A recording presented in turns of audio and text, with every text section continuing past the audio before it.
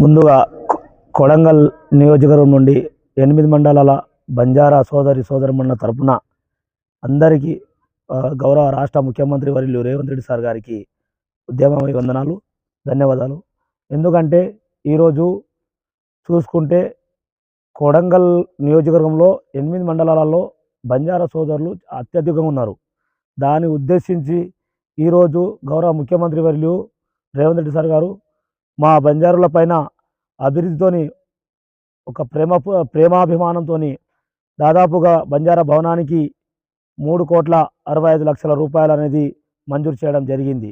ఎందుకంటే ఈ అమౌంట్ అనేది బంజారా సోదరులకు ఎంతో గర్వకారణం.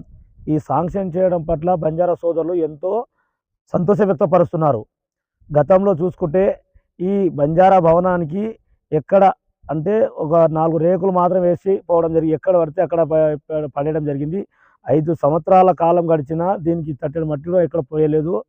దానికి కొంత నిధులు అప్పుడు 1,00,00,000 రూపాయలు శాంక్షన్ అయితే కూడా 80 లక్షల రూపాయల వరకు చేస్తే మిగతా 70 లక్షలు 80 లక్షల రూపాయలు అట్లాగే మిగిలిపోయిండే.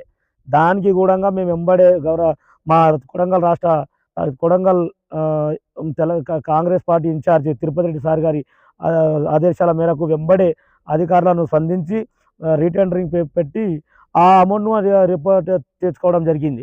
ఆ అమౌంట్తోనే ఇప్పుడు ఇక్కడున్న బంజారా భవనానికి ఇక్కడ సైడ్ వాల్స్ కావచ్చు, రేక్ షెడ్ కావచ్చు, ఇంకా కొన్ని బాత్రూమ్స్, టాయిలెట్స్ రూమ్స్ కూడా కావచ్చు, అలాంటి పనులు అనేది దాదాపుగా పూర్తి కావడం కూడా జరిగింది. ఎలక్ట్రిసిటీ వర్క్స్ అలాంటి వర్క్లో పూర్తి కావడం జరిగింది.